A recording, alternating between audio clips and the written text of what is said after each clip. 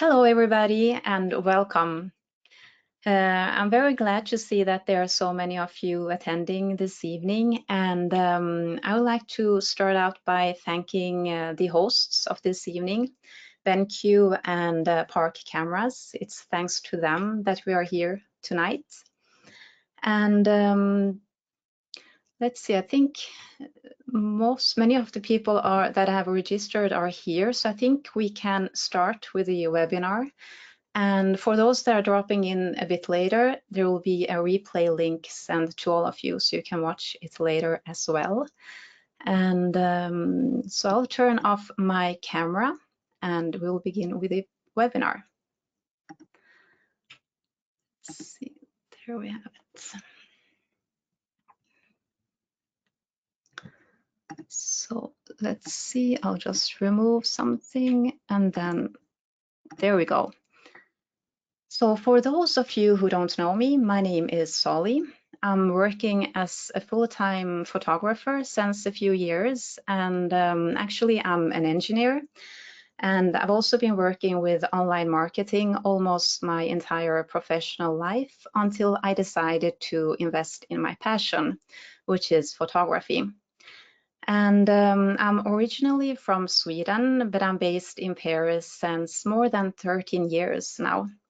Time is really flying by fast. And it was actually in Paris where my passion for photography was born. It was the magical light that you can see here in these two images that put a spell on me, but also the beautiful architecture, the history, the everyday life, and the gastronomy in particular.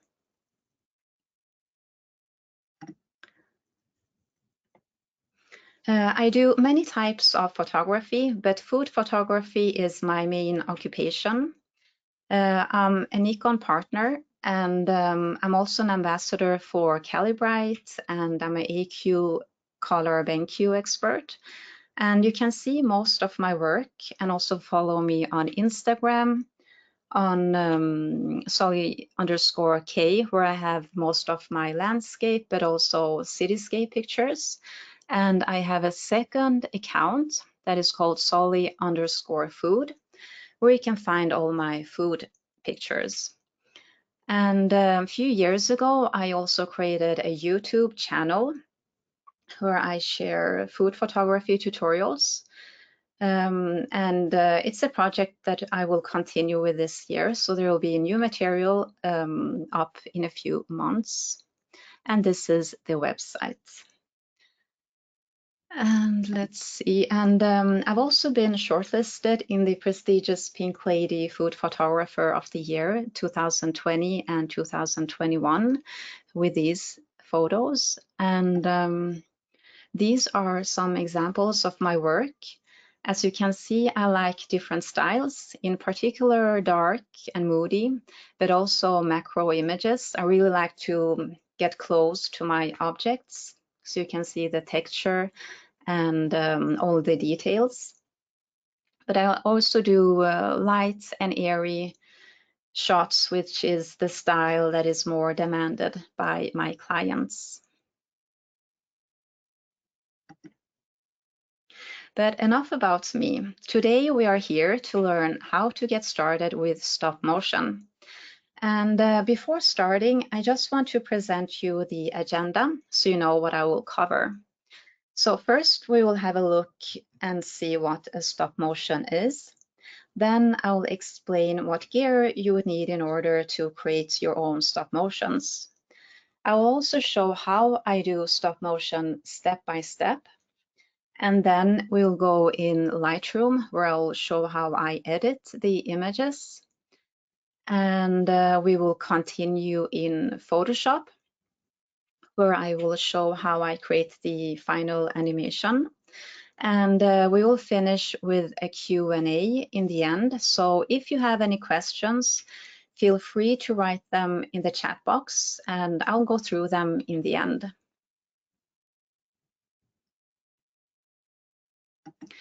I guess that's it. So let's begin.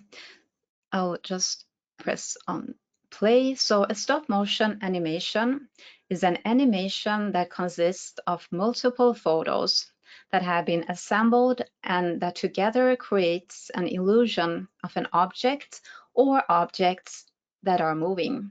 So in this example, you can see that there are heart-shaped waffles that are entering the scene, and they're going up on this plate, they're circulating and moving, and then there is the strawberry jam jar that is entering this scene, and you can see that some of the jam is added on each waffle, and also some strawberries. So this is a quiet, simple stop motion animation that I made, and I used around 60 photos to make this one. And the smaller the increments between the shots are, the more natural the movements will look. So that's something important to think of when you are doing your stop motion, to not have too big increments between the movements.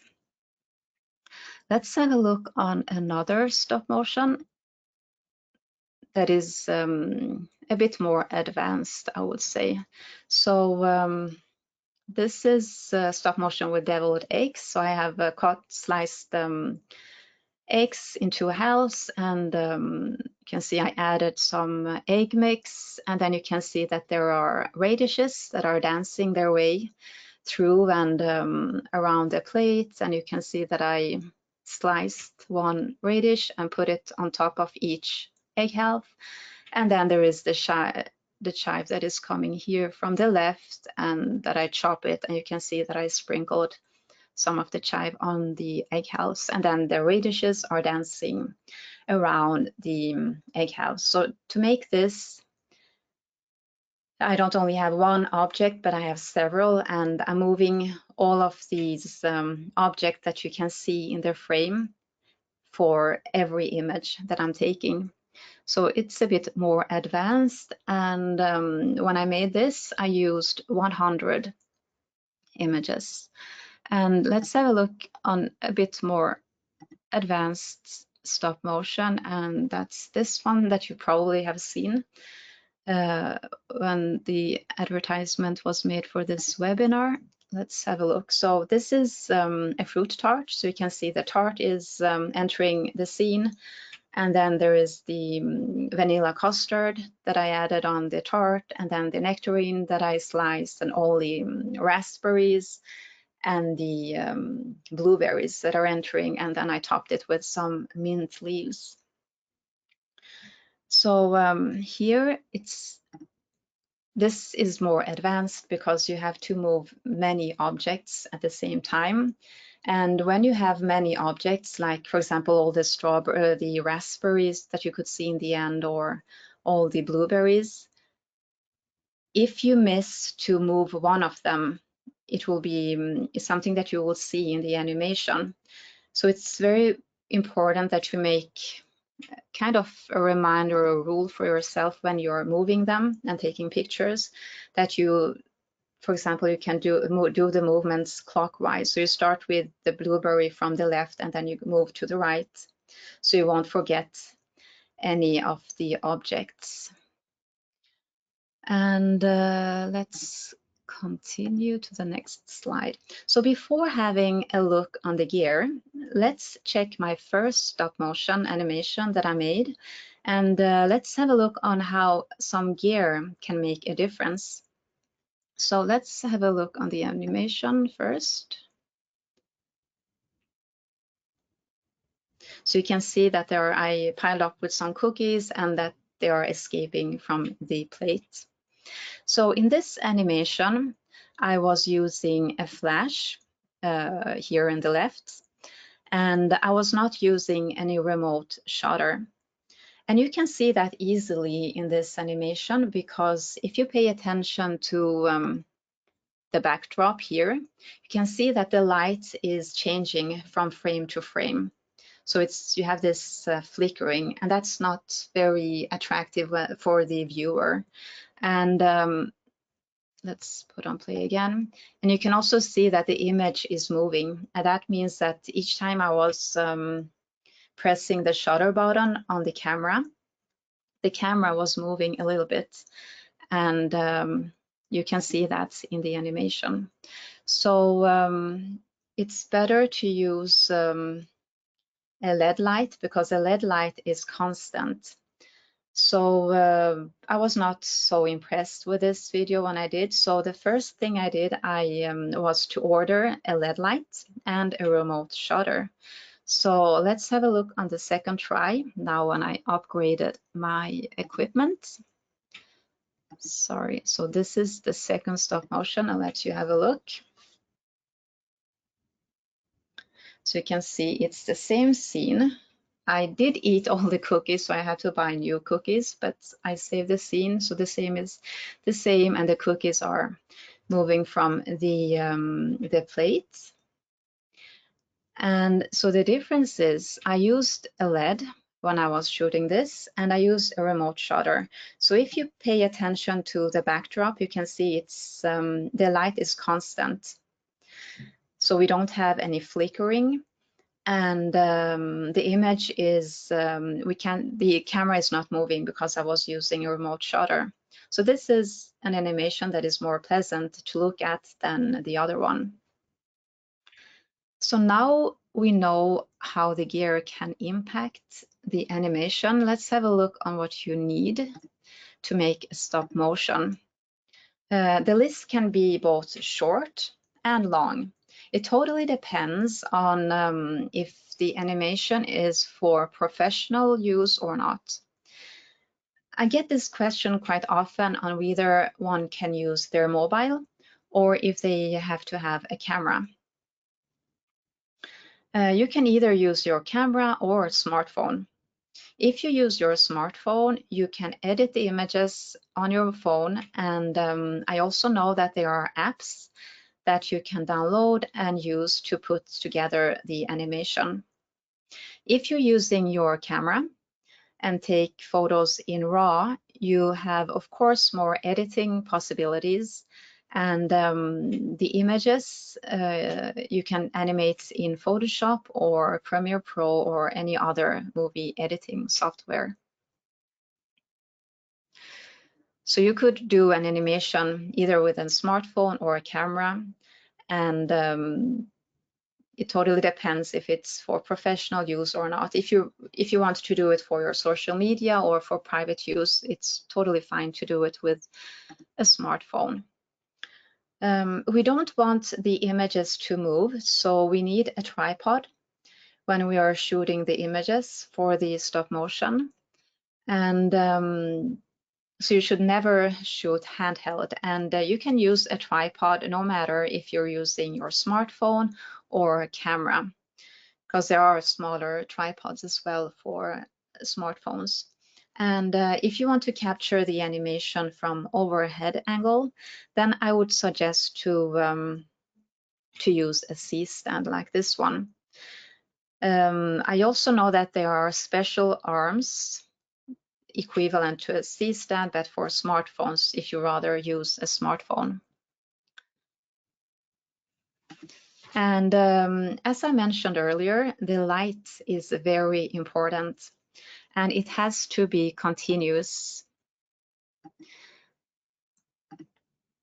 And if you're shooting a quite short animation, you can move your table and shoot near a window if there is light coming through.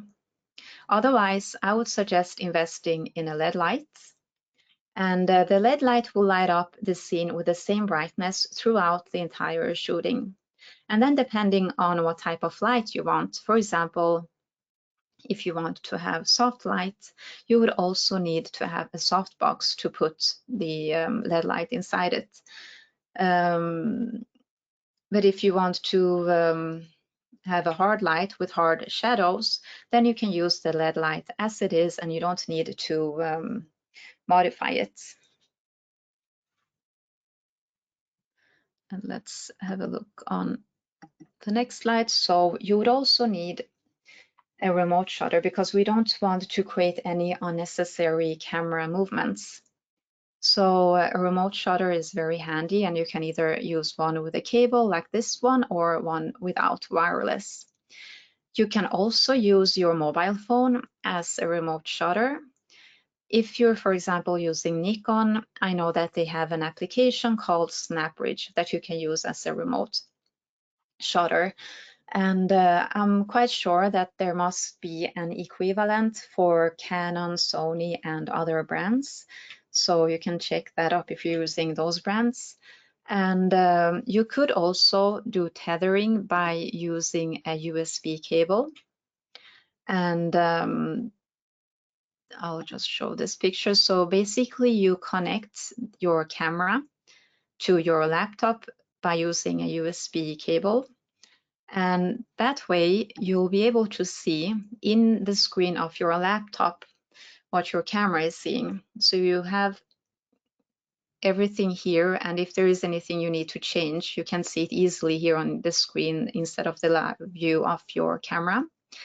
And if you're shooting from overhead using a C-stand like I did here in this image, then it's extremely handy to do tethering, because you don't need to climb up the table to look in the camera. You can do everything. You can see everything. You can see the scene from the screen of your laptop here. So I just connected my laptop using a USB cable to my camera. And then getting the colors right in a photo is also very important, but even more important in food and product photography. And food is something we all can relate to, and hopefully we also want to evoke an appetite. So it's good to get the colors right. And I'm using this color checker from Calibrite, which I find very easy to use. I just take one picture in the beginning, and then I load the color profile in Lightroom when I'm editing the pictures. That means I don't need to adjust the color temperature and white balance manually. So here we have the correct white balance, and here it's a bit too warm and too cold. And instead of spending too much time adjusting this manually, you can easily just use the color checker and load the profile. A monitor that is suitable for photographers is also very good to have.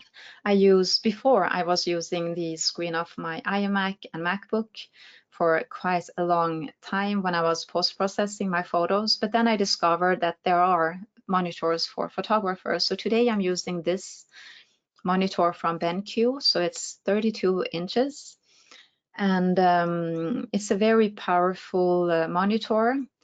And it comes in different sizes, so you can easily find something that suits your needs. And what most of them have in common is that they come from 24 inches, if I'm correct, and bigger, and they all are equipped with 4K resolution that provides an excellent work experience, but also exceptional accuracy and of details and textures. And then when it comes to software, you can either, if you're using your smartphone, you can edit the pictures in your mobile. You could use SnapBridge, for example. It's an application.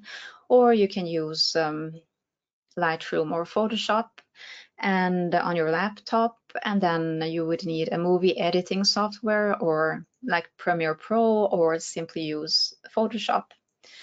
That I will show later in this webinar. Sorry.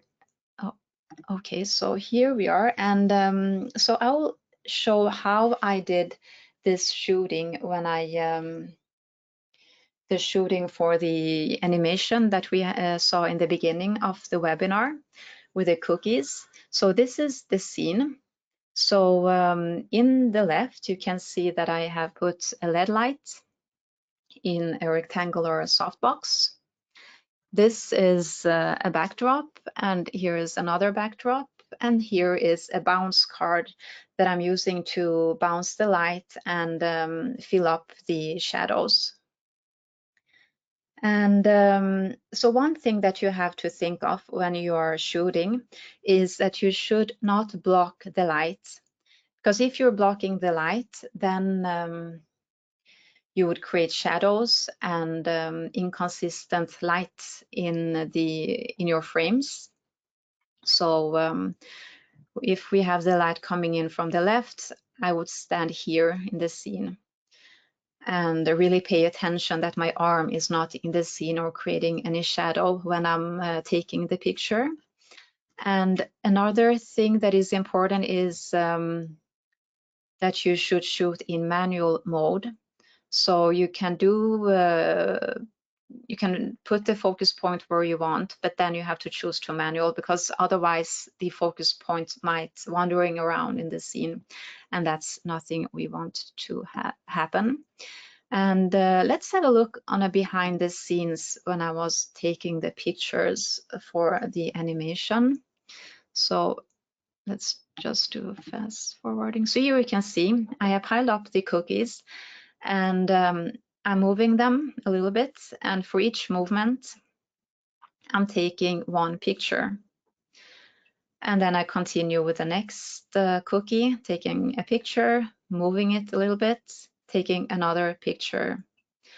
And I keep repeating the process.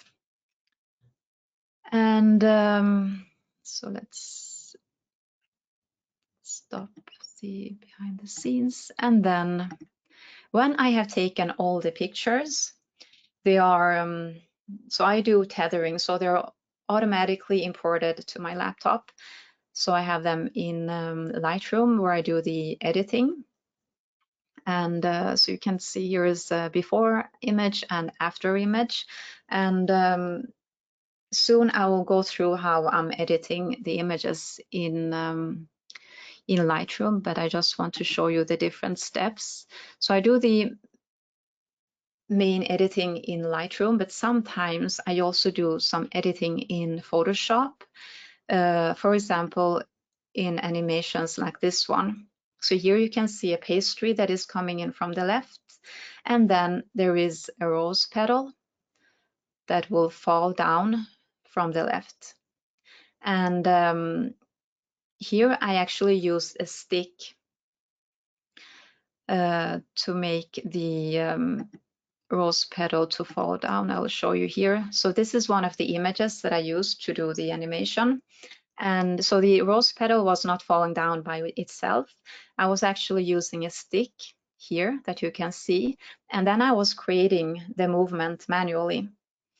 And so first, when I edit these pictures, I do it first in Lightroom, and then I edit the images where you can see the rose petal and the stick in Photoshop. So I just remove the stick, so you will not see it in the final animation that you can see here.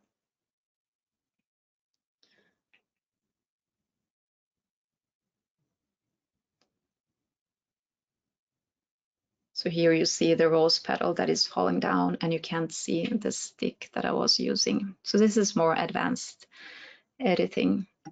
And then when I'm done with the editing, I export all the images and I open them in Photoshop. So I have all the images on one separate layer that you can see there. And then I go up to Window and I choose Timeline. And then I click on Create Video Timeline. And then here I click on the three small boxes to the left, so to convert to frame animation. And then here I click on this button behind this to make frames from layers, because here we have only one frame of one layer, but we want to have all of the images. I think I was using 60 images to make this animation. And then we have all the images here. And then here I can choose the length, the time that we will that each frame will have. So it could be no delay at all, or 0.1 second, or even more. So it depends on how fast you want the movement to be. And when you have set the time, then you move forward and you click on convert to video timeline that we have here. And then you click on the arrow to render the video. And then this is the final step with the with this window where you put all the settings. So you name your video and then you render it. So let's have a look on how I do this in Lightroom and then how I do it in Photoshop. I'll just end the presentation for a while and we will have a look on Lightroom that we have here, and let's see if you can see. Hang on, I'll just change the window. So now you should be able to see Lightroom. So you should be able to see this image, and I'll show you the before and after. Let's see if I can do that. So now you can see the before and after, and I didn't do many changes to the image. I'll just walk you through the steps. So the first thing I did was to, so in the right bar that you can't see here, unfortunately, I went to lens correction and I checked the box for remove chromatic aberration. And I also checked the checkbox enable profile corrections.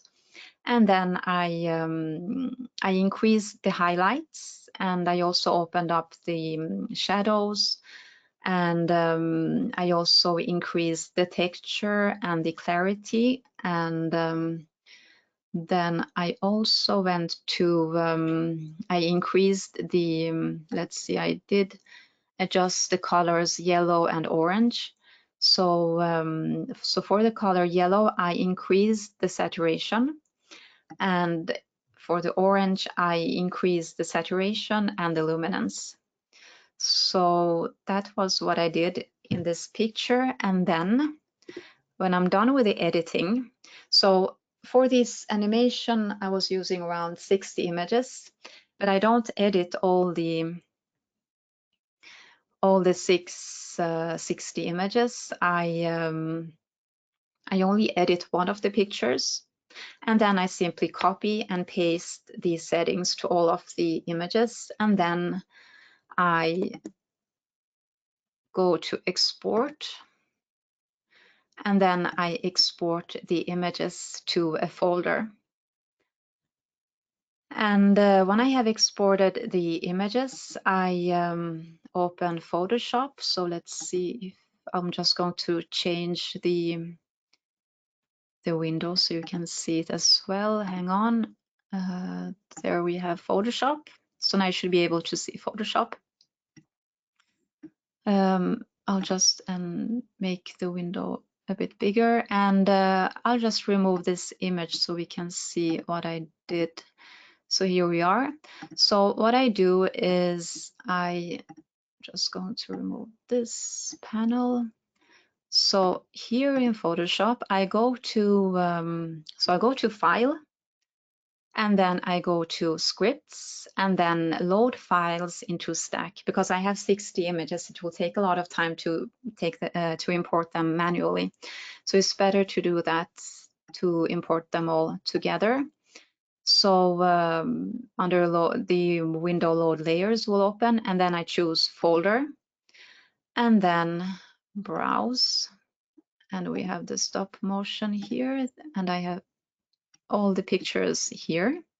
So I click on Open, and in a while it will open the folder. So we have all the pictures here.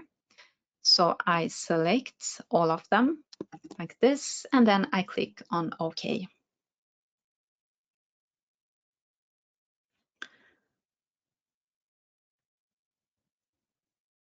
So now, let's see.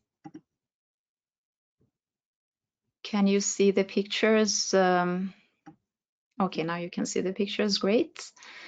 And so we have all the pictures here. So the next thing I do is I go to Window, and then I go to Timeline.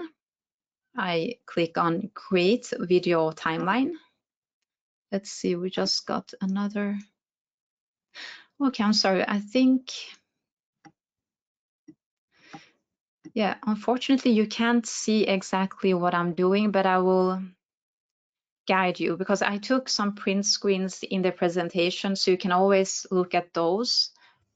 But yeah, so I will just tell you what I'm doing. So here I'm going to window, and I'm selecting the, yeah, so let's do this again. I'm going to window, and then I click on timeline, and then I click on the 3 boxes, and then, so you can see, and then I click on the button and choose make frames from layers. So this way it will bring all the pictures on a separate layer, and then I choose the time, the amount of time we want to each frame to be. So I can choose that for 1 frame and then simply select all of them and choose the same, or I can choose different times. So here I chose 0.2 seconds, and then you should be able to see the animation now. So this is when I chose 0.2 seconds. And yeah, let's just make a test just so you can see how it would look like if I would choose no delay at all. So it would be quite fast. So no delay, and it would be quite fast. And you can actually see that this is reverse. So what I have to do here is that in the timeline, that I have to choose, let's see, reverse frames. And this way it will reverse the frames. And I think I will use 0.2 seconds on each frame so you can see the correct animation now. So this is reversed frames, and you can see the cookies that are going out from the plates, and it's 0.2 seconds. So I think this is good for this animation. And when I'm done, I click on render video, and then I just name the video and render. So that's how I create the video. And I've taken a print screen of all the steps and the windows in earlier in the presentation if you want to have a look. So that's it, and I'll go back to the presentation. Let's see, I'll just change the window, and you should be able to see the PowerPoint presentation. So what I did in the end, let's see, you should be able to see the slide. So what I did here in the end, I clicked on, let's move back. So I chose the amount of time that I want each frame to be. So I chose 0.2 seconds. And when I was done, I clicked on convert to video timeline. So I clicked on this button, and then I clicked on this arrow here. So it's render video. And when I click on this, I have this window here. And here I name the video. So I choose a name, and I also select the folder. And I usually use the high quality as preset and the format H264 and frame rate 30. And then I just click on render. And this is the dimension for Reels on Instagram, but of course you can change this when you're exporting your images in Lightroom. So that's something you can decide before you're doing the animation. So yeah, that's how you can make a short and simple stop motion animation. Let's move on to the slide. So we have park cameras that they have an offer for you guys this evening. So you'll be able to see in the, let's see, in the chat box. So let's see, you can use a code BenQ7 and you'll get 7% off selected BenQ monitors from Park cameras. And you have the code and the link in the chat box, and the offer is valid until Friday, 2nd September. So that's very nice of them. Thank you. And let's see if we have any questions. Let's see, I'll go back to, I'll turn on my camera. I'm back here. And let's see if we have any questions in the chat box. And you can still, if you have any questions, you can still add them. I'm going to go through the questions that came in the beginning of the webinar. So let's see. So the first question, how many frames per second do you like to use? So I was using, it totally depends. It's quite different because I think it depends on the animation that I'm making. And yeah, so it totally depends on the animation. So it's difficult to say. I don't use the same. So it's totally depends on the animation that I do. But the second question, does the FPS vary per project, or do you use a certain amount as standard?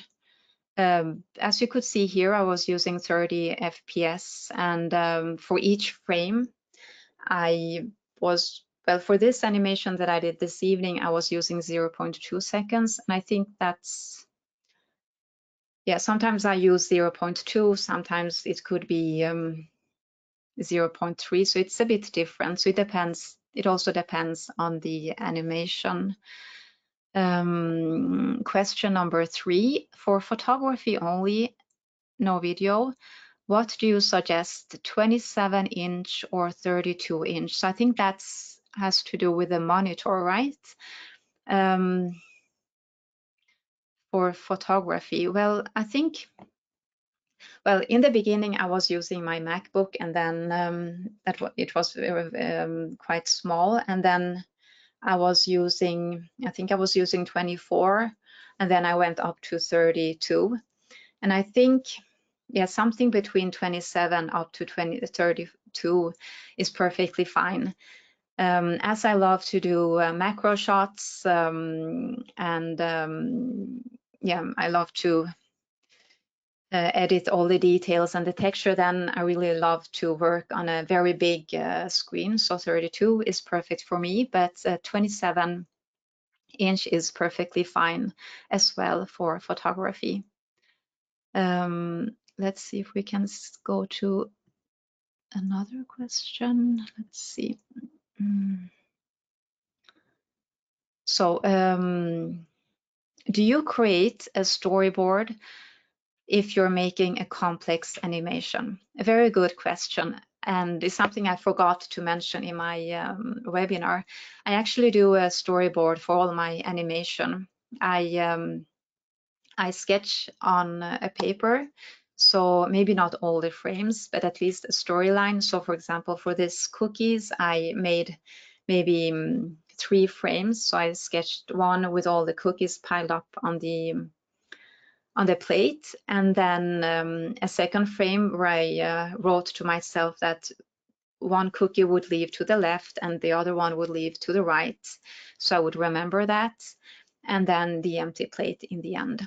And if I do more complex videos, then, I mean, having a storyboard is mandatory.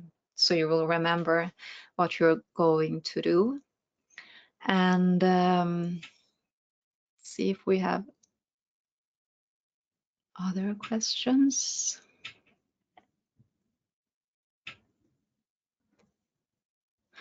How do you find inspiration when you create animations? A very good question as well. It's actually can come to me when I'm just at home thinking, or when I'm looking at images, but also when I'm listening to different songs. Sometimes when I'm on Instagram and I'm hearing a song, then I'm thinking about how I could make an animation for that special song. So it can come in different situations. So it can either be when I'm on Instagram listening to music, or looking at images, or when I'm walking outside and I see things. And so I get inspiration from many different things. So it's yeah, both from images but also from videos, and so it's quite different. Let's see if we have other questions. So is it important to keep movement distances equal? It also depends on the animation that you want to do, because, for example, in this animation that I did this evening, the cookies, I mean, I was not measuring the distance, the movements. It was something that I was just eyeballing. But of course, you should pay attention to not have too big distances from the movements, because it would look it wouldn't look so natural. So make sure that the increments are quite small. But then, of course, if you're using if you want to animate a bouncing ball, then of course the increments are not the same, because when a ball is bouncing, the movements are different. So the first movement is maybe bigger, and then there will be smaller movements, and then a bigger when it's touching the ground again. So the distance in the movements totally depends on what kind of object you're moving and what kind of animation that you are creating. And a tips is to do the movement in real life, so that you can replicate the movement in your animation. And you can also sketch down for yourself. So you could actually use a real ball and bounce it and study the movements of the ball to see how do the movements look like when the ball is bouncing back and forth from on the ground. So that's very important if you want to make an animation that looks realistic. We have another question here. What lens do you like to use for stop motions, focal length? I think in all my stop motions, I have used a macro lens. I think, no, actually,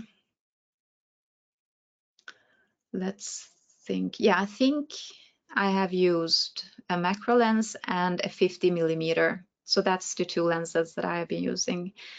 Yeah, I've been using fixed lenses when I've been doing the animations, but you can use, totally depends on the scene that you want to create. So for example, for the cookie animation that you saw this evening, I was using a macro lens. So it was one from Nikon, 105mm, because I wanted to have a close-up on the cookies.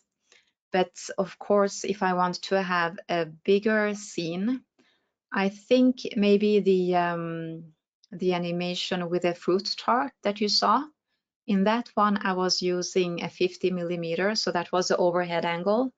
So there I was using a 50mm fixed lens, and because I had more things in the scene. So it totally depends. And I think also in the video with the eggs, I was using a 50mm lens. So let's see if we have, let's see if we have more questions. If you have any more, you can just type them in the chat box, and I'll make sure to answer them. Let's see.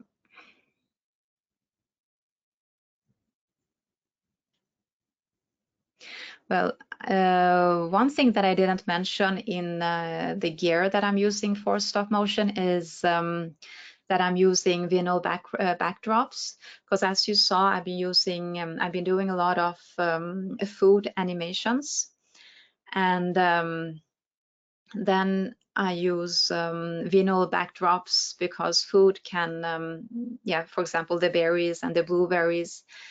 It's easier to clean a vinyl backdrop than a wooden board, for example. So if I want to do an animation with a wooden board backdrop, then I rather do it on a vinyl backdrop with a wooden print on it, so it's easier to clean afterwards. And I think can't see any more questions. I'm just going to scroll in this chat box to see that I haven't missed anything.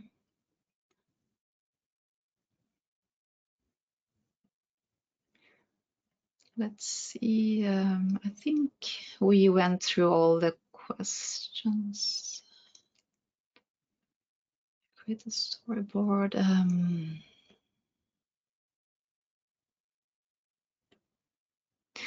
Yeah, I think that was it. And yeah, that was it. And if you have any other questions, then feel free to reach out to me on Instagram or drop me an email, and I would be happy to help you out.